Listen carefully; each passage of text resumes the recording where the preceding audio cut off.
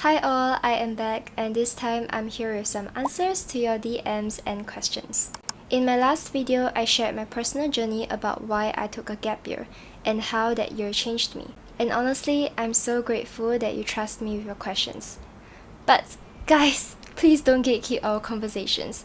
If you have any questions, feel free to drop them down in our comment section so that more people can benefit from it.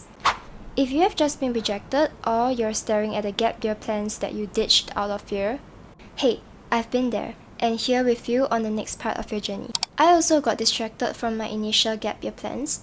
Everyone who meant a lot to me was telling me not to take a gap year. And when recruiters started ghosting me within the first 2 months, the fear got deafening. So I applied to universities at the site and rejections came back, one after another. But spoiler alert, everything turned out better than I expected, with me landing the wildest, most unexpected offers in the end. So if you're feeling like the world just said no to you, let's figure out the reason behind the no. Sometimes rejection really is redirection. And while that sounds cliche, the real reason behind your redirection is often deeper than your grades or your portfolio. I had all the same doubts. Was it because of my grades? Was it because of my portfolio? Was it because I prepared too late? But before you start playing the self-blaming game, maybe save your energy for deeper questions. Like, why do I want this so badly? Is this truly what I want? Because trust me, more often than not, you will find yourself answering with so much uncertainty. It's a cool profession, it's the safer path, I want to challenge myself. Now, I'm not saying that these aren't the valid reasons, but they are signs. Signs that you need to clarify your purpose more. Take my case for example, I knew that I needed a gap year. My health needed attention, my passion needed me to be at my best state. But the resistance from others, the silence from recruiters, it scared me.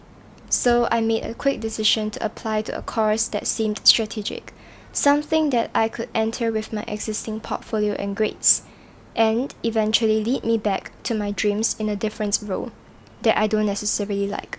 When I asked myself why I want this, I knew that I don't. So that rejection, it was the turning point that I need.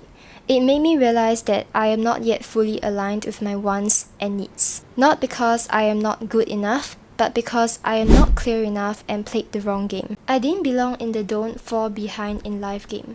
I was being placed in the don't lose yourself game by being presented with too many available options, but with only one that aligned with the true me.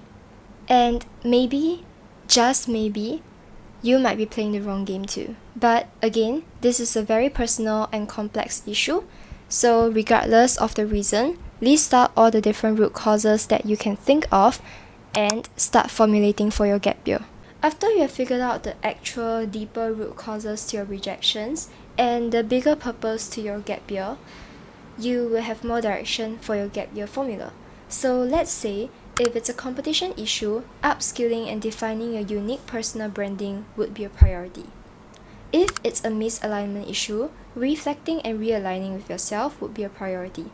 If it's a clarity issue, assessing your alignments with the available paths you could take would be your priority. It can be more than one or even something beyond these 3 broad categories that I listed, but remember, our end goal for the gap year is to make it worth. Once you have clarified your direction and purpose for your gap year, it is time to execute it. So let's break it down. Step 1. Researching.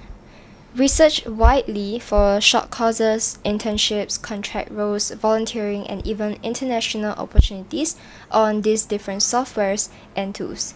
Collate all of them, rank them, but don't eliminate any at this point. Step 2. Applying. Don't bet on one thing. Keep in mind that both the job market and international programs are highly competitive. Apply to multiple roles, boot camps, competitions, and projects simultaneously.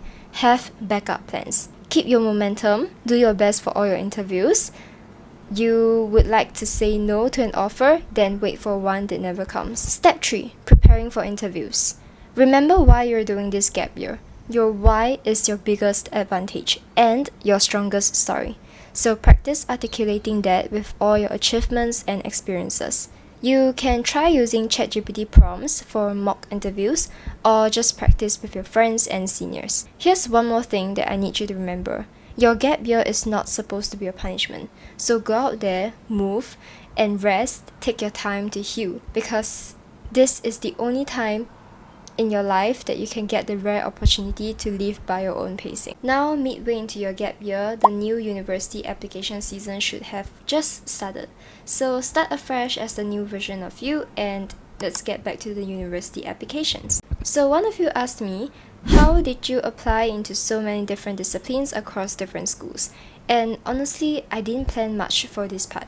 I really just applied to each university's niches and different strengths and matched them with my curiosity and my long-term vision. But I think what tied everything together was my essay and my personal statement for each application, because each one of them specifically addressed why I needed to study these sets of courses that I'm applying to, and how each of them are basically missing keys to the something and the bigger vision that I'm trying to build. I also made sure to highlight my gap year, the clarity and exposure that I gained, the work I did to realign, and how all of that led me here today. Bonus tip for your admission interviews. Do your research on Reddit, because there are a lot of real experiences and sharings by previous candidates, and I think those tips and standard questions that they shared will help you a lot in practicing for the interview.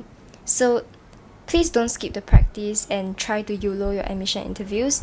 All these different research and practice with your seniors or even ChatGPT can actually help you a lot in your confidence. You don't need a perfect stats, you don't need to have a perfect timeline, because there's no such thing if you're playing a different game from everyone else.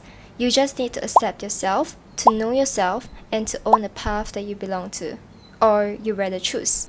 Whatever stage you're at, rejected, lost, or rebuilding yourself, I truly hope that this video gave you the hope and structure that you need to keep it going. Now, go drop a comment down below in the comment section so that we can continue these conversations. You're not alone, we are all just on different paths. Bye bye!